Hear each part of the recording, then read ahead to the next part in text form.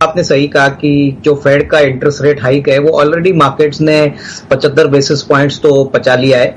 मेरे ख्याल से मार्केट्स तभी करेक्ट होगी जब कोई अनएक्सपेक्टेड नेगेटिव सरप्राइज आएगा जिसकी खबर मार्केट को नहीं है। तो मेरे ख्याल से अभी तो मार्केट मोमेंटम में है, लिक्विडिटी फ्लोज एफआईएस की भी काफी अच्छे हैं, प्लस मैक्रो वेरिएबल्स अच्छे हो रहे हैं, जैसे क्रूड का भाव काफी सिग्निफिकेंटली गिरा है। तो मार्केट डेफिनेटली सेंटिमेंटली काफी पॉजिटिव है क्योंकि इसका इम्पैक्ट मार्केट में पॉजिटिवली प्ले आउट होगा। मेरे ख्याल से अभी भी पैसा बनाने के लिए जो फ्रंटलाइन कंपनीज है प्लस जो गिने चुने कैश के काउंटर्स है वहां पे रिस्क रिवॉर्ड इलेक्टिवली काफी अच्छा है, क्योंकि देखिए इंडेक्स एक तरफा होता है लेकिन स्टॉक स्पेसिफिक अपॉर्चुनिटीज अर्निंग्स के पॉइंट ऑफ व्यू से अभी भी काफी मार्केट में अवेलेबल है। थोड़ा सा पेशेंस और थोड़ी सी सूझबूझ के साथ अगर इन्वेस्टर इसमें पैसा लगाता है तो मेरे ख्याल से अगले 6-12 महीने में अच्छा पैसा बन सकता है। बट यस, ये बात सही है कि मार्केट्स बहुत जल्दी भाग चुके हैं, तो थोड़ा बहुत करेक्शन अगर मार्केट में आता है तो इन्वेस्टर्स को घबराना नहीं चाहिए। और जैसे आपने कहा कि 19,000 का जो लेवल है वो डेफिनेटली पॉसिबल है, क्योंकि इस साल हमको लग रहा है कि सेकंड हाफ जो होगा इंडियन इकोनॉमी के लिए वो कम से कम पहले हाफ के हिसाब से काफी अच्छा होना चाहिए। तो अर्निंग्स रिकवरी मजबूत होती है तो ये लेवल आना कोई बड़ी मुश्किल बात नहीं है। अभिषेक, मुझे लग रहा है कि देखिए आईआरसीटीसी में अगर इनका नजरिया थोड़ा सा मीडियम टू लॉन्ग टर्म है तो इसमें होल्ड करने की राय रहूंगा।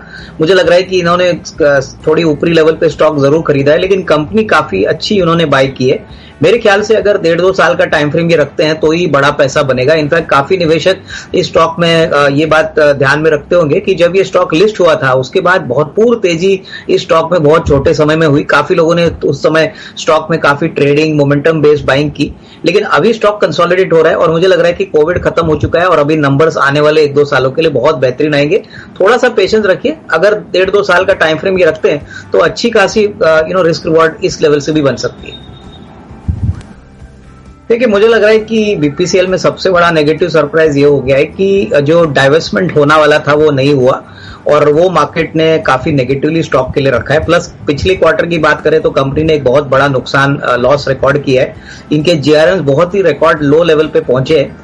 मुझे लग रहा है कि दूसरी क्वार्टर में भी कमाई कुछ ज्यादा होगी नहीं क्योंकि इन्वेंट्री लॉसेस अभी भी बरकरार रहेंगे, लेकिन अगर क्रूड के कीमतें $70-75 तक आती है तो तीसरे तिमाही से अच्छी ग्रोथ आएगी। मेरे ख्याल से अगर इनका नजरिया एकदम शॉर्ट टर्म है तो ये स्टॉक से निकल सकते हैं, लेकिन अगर इनका नजरिया कम से कम साल 1.5 साल का है तो डेफिनेटली इसमें अच्छी कमाई हो सकती है। हालांकि इनको थोड़ा सा फिर एवरेज करना पड़ेगा, बट मेरे ख्याल से लॉस बुक ना करें, यही मेरी राय रहेगी, क्योंकि काफी हद तक ये नेगेटिव्स ऑलरेडी प्राइस में फैक्टर इन हो चुके हैं।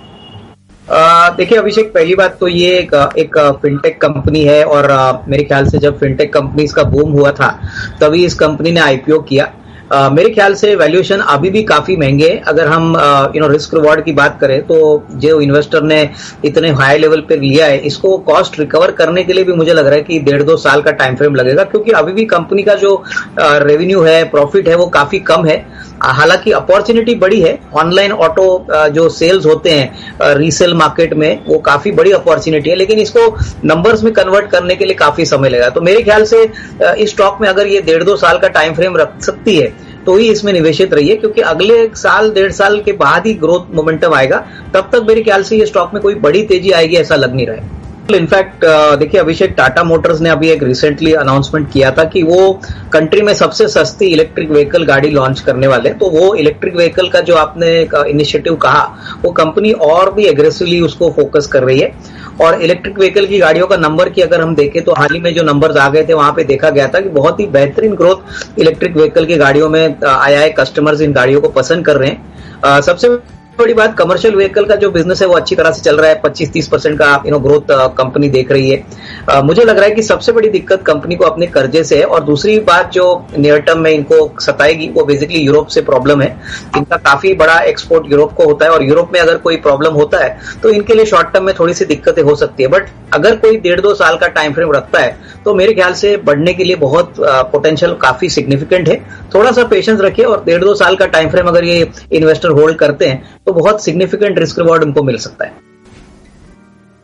देखिए अभिषेक, मुझे लग रहा है कि आज की जो खबर आई है इसमें कोई डाउट नहीं कि प्रॉब्लम थोड़ा सा एक्यूट हो चुका है अजंता फार्मा के लिए। कंपनी के मैनेजमेंट ने क्लेरिफाई नहीं किया कि कितना इफेक्ट होगी, बट एक बात तो क्लियर है कि इसको क्लियर होते होते कम से कम 3 या 6 महीने लग सकते हैं और ये नॉर्मल प्रोसेस होता है। तो मुझे लग रहा है कि जो शॉर्ट टर्म ट्रेडर्स है उनको तो अवॉइड करना चाहिए, जिनके पास ऑलरेडी शेयर्स है वो निवेशित रहिए, यहाँ पे कोई पैनिक मत करिए क्योंकि कंपनी फंडामेंटली स्ट्रांग है। लेकिन फ्रेश निवेश के लिए मुझे लग रहा है कि थोड़ा सा समय रुकना चाहिए, क्योंकि जब तक क्लैरिटी आती नहीं है, जब तक शेयर में ये नेगेटिव ट्रेंड चलता है, तब तक एक फॉलिंग नाइफ की तरह इस शेयर को अभी मत खरीदिए, थोड़ा सा स्टॉक को सेटल होने दीजिए और क्लैरिटी आने के बाद यहाँ पे फ्रेश निवेश किया जा सकता है। क्योंकि मुझे लग रहा है कि अजंता फार्मा उन कंपनीज में जो काफी हद तक अच्छी तरह से काम कर रही है, लेकिन इनके लिए सबसे बड़ी दिक्कत है कि इनका बड़ा एक्सपोर्ट रशिया को जाता है, तो रशिया में भी दिक्कतें बड़ी है और सभी को पता है कि अभी एक्सपोर्ट मार्केट काफी टाइट है।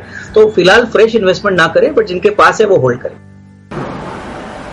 देखिए L&T इन्फोटेक में तो मैं भी इनको कांग्रेचुलेट करूंगा कि बहुत अच्छे लेवल पे इन्होंने एंट्री की है। अगर ये एवरेज करना चाहते हैं तो डेफिनेटली कर सकते हैं, लेकिन नजरिया 1.5-2 साल का रखिए, क्योंकि इनकी बाइंग प्राइस काफी लोअर लेवल पे है, तो इनकी एवरेज भी ज्यादा बढ़ेगी नहीं। सबसे बड़ी बात, L&T इन्फोटेक ऐसे सेक्टर्स में काम करती है जैसे कि फाइनेंशियल्स है, ट्रेजरी है, वेल्थ मैनेजमेंट है, उसके बाद इंश्योरेंस है, तो ये काफी ग्रोइंग सेक्टर्स है और इनके लिए हो सकता है कि 1-2 क्वार्टर थोड़े से चैलेंजिंग हो, क्योंकि आईटी यूएस मार्केट से ज्यादा कोरिलेटेड है। लेकिन अगर हम ये सोचे कि अगले साल के बाद होपफुली यूएस मार्केट में पॉजिटिविटी आती है, तो रिबाउंड भी L&T इन्फोटेक में काफी मजबूती से आएगा और काफी क्वालिटी स्टॉक है, इंस्टीट्यूशंस एफआईएस का फेवरेट काउंटर है, तो इसमें डेफिनेटली लॉन्गर टर्म के लिए पैसा अच्छा इस लेवल से भी बन सकता है। दूसरा स्टॉक इन्होंने अडानी पावर कहा था, तो मैं कहता हूं कि अडानी पावर भी इन्होंने बहुत अच्छे लेवल पे एंट्री की है। अडानी पावर में काफी लोगों ने ऊपरी लेवल पे शेयर लिया है, इन्होंने निचले लेवल पे लिया है, तो यहाँ पे भी इनकी मार्जिन ऑफ सेफ्टी बहुत अच्छी है। मुझे लग रहा है कि अगर साल 1.5 साल अगर ये पकड़ते हैं तो अच्छी खासी कमाई हो सकती है, क्योंकि पावर जनरेशन में अभी वापस तेजी आ गई है। इनफैक्ट अभी रिसेंटली गौतम अडानी साहब ने कहा था कि बांग्लादेश को भी अडानी पावर सप्लाई करने वाला है, तो काफी बड़ी ग्रोथ अपॉर्चुनिटी अभी भी बाकी है। तो मेरे ख्याल से दोनों शेयर्स में निवेशित रहिए, 1.5-2 साल के लिए मुझे लग रहा है कि ग्रोथ प्रोस्पेक्ट्स काफी अच्छे। अडानी पोर्ट्स में मुझे लग रहा है कि इन्होंने जिस प्रकार का बिजनेस मॉडल डेवलप किया है, ये एक वर्चुअल मोनोपोली बिजनेस बन चुका है, क्योंकि पोर्ट एक बहुत बड़ा इनपुट होता है बिजनेस के लिए, एक्सपोर्ट इंपोर्ट के लिए, और इनके पास 35 के ऊपर पोर्ट्स अभी है, प्राइवेट सेक्टर में सबसे बड़े प्लेयर है। आने वाले दिनों में होपफुली अगर इकोनॉमी 7-8% से बढ़ती है तो इसका फायदा infrastructure player specially port players को मिलेगा, तो ये डेफिनेटली होल्ड करे। मुझे लग रहा है कि इवन 1050-1100 का target price in the near term possible है, तो इसमें होल्ड करने की राय रहेगी। अभिषेक, इसको होल्ड करना चाहिए, क्योंकि देखिए ये कंपनी अभी हाल ही में लिस्ट हुई है और ये एपीआई बनाने वाली कंपनी है। अभी हाल ही में जिस प्रकार का ग्लोबल सिनारियो डेवलप हो रहा है, इसमें ये कहा जा रहा है कि डेफिनेटली यूरोप में जो एपीआई बनाने वाली कंपनी है वहां पे काफी कट डाउन प्रोडक्शन में होने वाला है, तो हमारे इंडियन कंपनीज के लिए काफी ग्रोथ अपॉर्चुनिटीज है, और प्लस इनके जो ऑलरेडी एग्जिस्टिंग क्लाइंटल है वो काफी सॉलिड है। मुझे लग रहा है कि अगर ये कम से कम 12 to 15 मंथ्स का टाइम फ्रेम रखते हैं तो इसमें अच्छी खासी कमाई हो सकती है। मेरे ख्याल से भाव गिरने के बाद इनको डरना नहीं चाहिए, थोड़ा सा पेशेंस रखिए, और 12 to 15 मंथ्स का अगर ये टाइम फ्रेम रखते हैं तो मेरे ख्याल से अच्छा खासा मुनाफा भी इस लेवल से हो सकता है। थोड़ा सा हो सकता है कि एक आध क्वार्टर थोड़ा सा मार्जिन प्रेशर हो, लेकिन अगले 12-15 महीने के लिए होल्ड करते हैं तो अच्छा पैसा ये लेवल से भी बन सकता है। अभिषेक, मुझे लग रहा है कि देखिए स्टॉक तो बहुत अच्छी तरह से आउट परफॉर्म हो चुका है, क्योंकि इस कंपनी में सबसे बड़ी बात है कि ये एयरक्राफ्ट मैन्युफैक्चर में एक मोनोपोली प्लेयर है और डिफेंस एयरक्राफ्ट बनाते हैं, नॉट ओनली इंडिया में लेकिन अभी काफी कंट्रीज को भी अपना वो एयरक्राफ्ट एक्सपोर्ट करते हैं। ऑर्डर बुक भी बहुत मजबूत है, करीबन 60-65 हजार करोड़ की। लेकिन आज जो स्टॉक में तेजी आपको देखने को मिली उसका एक कारण है कि दीपम ने इनको कहा है कि ये अपना शेयर होल्डिंग जो है वो अभी प्राइवेट इन्वेस्टर्स को बेच सकते हैं। काफी कंपनियां इंक्लूडिंग HL अभी रोड शोज कर रही है, और करीबन गवर्नमेंट का स्टेक अभी इस कंपनी में 75% है। तो अभी अगर ये ऑब्वियसली स्टेक सेल करती है OFS के पॉइंट ऑफ व्यू से तो अच्छा पैसा कंपनी को मिलेगा। हालांकि शॉर्ट टर्म में स्टॉक में थोड़ी नरमी आ सकती है, बट अभी जिस प्राइस पे स्टॉक चल रहा है काफी थोड़ा मामूली डिस्काउंट के साथ अभी भी काफी बड़े FIIs निवेशक है जो इस स्टॉक को खरीदना चाहते हैं। तो ये कारण है कि स्टॉक में शॉर्ट टर्म में तेजी है, बट लॉन्गर टर्म के लिए मुझे लग रहा है कि कोई भी गिरावट अगर स्टॉक में आती है तो इसको एक्यूमुलेट करना चाहिए।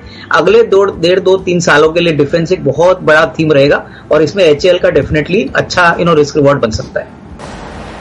हाँ बिल्कुल पूजा, मुझे लग रहा है कि देखिए यहाँ पे टेलविंड्स काफी स्ट्रांग है। केपीआईटी ज्यादातर इलेक्ट्रिक व्हीकल ऑटोमोटिव बिजनेस में काम करती है और इनकी ऑर्डर बुक काफी स्ट्रांग है। इनफैक्ट हमको लग रहा है कि आने वाले 1.5-2 सालों में जिस प्रकार का growth momentum domestic as well as global market में इनका है इलेक्ट्रिक व्हीकल्स ऑटोमोटिव बिजनेस पे, यहाँ पे डेफिनेटली कंपनी को काफी फायदा होगा। मेरे ख्याल से इन्होंने बहुत ही निचले लेवल पे ये स्टॉक खरीदा है, तो इनके लिए मार्जिन ऑफ सेफ्टी बहुत अच्छी है। अगर ये कम से कम 12-18 महीने के लिए वो स्टॉक होल्ड करती है तो इससे भी ज्यादा अच्छा रिस्क रिवॉर्ड मिल सकता है, तो होल्ड करने की राय रहेगी। इन्होंने बहुत ही ऊपरी लेवल पे स्टॉक खरीदा है और इन्होंने न्यूज बेस्ड के हिसाब से खरीदा है।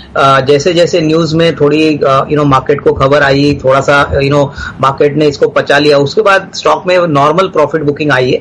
इस स्टॉक में मुझे लग रहा है कि जो ओपन ऑफर आने वाला है बेसिकली गौतम अडानी के साइड से वो करीबन अक्टूबर में आएगा, तो तभी हो सकता है कि स्टॉक में थोड़ा सा अपसाइड आए। लेकिन फिर भी हम समझते हैं कि अगर इनको थोड़ा सा होल्डिंग का पेशेंस है तो हो सकता है कि जो ऑफर प्राइस है वो आगे बढ़ा दी गई जाए, क्योंकि ओपन ऑफर की प्राइस तो 294 है, करंट मार्केट प्राइस करीबन 422 है, तो वेरी पॉसिबली ऐसा लग रहा है कि शायद ओपन ऑफर की प्राइस बढ़ा दी जाएगी, क्योंकि इनको कंट्रोल चाहिए। तो ये हो सकता है कि एक प्रीमियम उसके ऊपर मार्केट प्राइस के ऊपर देने को तैयार हो, तो उस हाल में ये स्टॉक नियर टर्म में बढ़ेगा।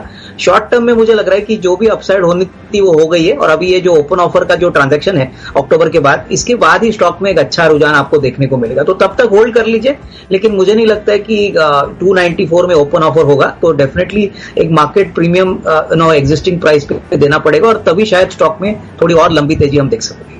होल्ड करना चाहिए, और अगर आपके पास थोड़ा सा स्ट्रॉन्गर रिस्क कैपेबिलिटी है तो इसको खरीदना चाहिए, क्योंकि देखिए यूरोप का प्रॉब्लम नॉट ओनली मदरसन के लिए बट सारी कंपनीज के लिए, और ये लॉन्गर टर्म के लिए चलता रहेगा ऐसा लग नहीं रहा है। हो सकता है कि आने वाले 3 से 6 महीने में थोड़ा सा चैलेंज रहेगा, लेकिन जिस प्रकार का इनका कस्टमर बेस है, जिस प्रकार का इनका प्लांट लोकेशन है, हो सकता है कि यूरोप मार्केट्स को वो इंडियन मार्केट्स को से कैटर करे, और नहीं तो मुझे लग रहा है कि काफी दूसरे ऐसे कस्टमर्स है जहां पे वो उनकी प्लांट कैपेसिटी यूटिलाइज कर सकते हैं। शॉर्ट टर्म में मार्जिन में थोड़ा दबाव हो सकता है, क्योंकि यूरोप के कस्टमर्स थोड़ा सा वीक रहेंगे, बट लॉन्गर टर्म में मुझे लग रहा है कि ये प्राइस बहुत अट्रैक्टिव है। अगर साल 1.5 साल की बात करें तो मुझे लग रहा है कि 125-130 में जरूर एक छोटी पोजीशन आप बना सकते हो। रिस्क रिवॉर्ड लॉन्गर टर्म में काफी अच्छा आएगा, ऐसा मुझे लग रहा है। देखिए मुझे लग रहा है कि मेटल सेक्टर में वापस तेजी इसलिए आई है क्योंकि यूरोप में ऐसा सुनने में आ रहा है कि एनर्जी क्राइसिस के कारण मेटल कंपनीज अभी कॉस्ट ऑफ प्रोडक्शन बहुत ज्यादा बढ़ा है, तो प्लांट बंद करने की नौबत आई है। तो अगर ऐसा होता है, अगर क्लियरली मोमेंटम यहाँ पे बढ़ता है, तो इंडियन मेटल कंपनीज के लिए काफी फायदा होगा, और उसमें सेल जो ऊपरी लेवल से काफी टूट चुका है, मुझे लग रहा है काफी वेल पोजिशनड है। पहले तो इन्होंने काफी हद तक अपना कर्जा कम किया है, प्लस एक्सपेंशन भी काफी अच्छी तरह से लाइन अप किया है, तो डेफिनेटली इसका फायदा कंपनी को मिलेगा। जो भी नेगेटिव्स मार्केट ने मेटल के लिए ली थी वो ऑलरेडी प्राइस में फैक्टर इन है, तो यहाँ पे होल्ड करें। थोड़ा सा टाइम फ्रेम लंबा रखना है, 6 से 12 महीने, और उसके बाद हो सकता है इनको अच्छी रिस्क रिवॉर्ड मिलेगी। नहीं, मुझे लग रहा है कि अभिषेक देखिए इंटरनेट पे ट्विटर पे जो भी रिपोर्ट्स आई थी, मेरे ख्याल से देखिए न्यूज फ्लो किसी भी प्रकार का हो, अल्टीमेटली लोगों को अगर पिक्चर पसंद है, कंटेंट पसंद है, तो पिक्चर चल जाती है।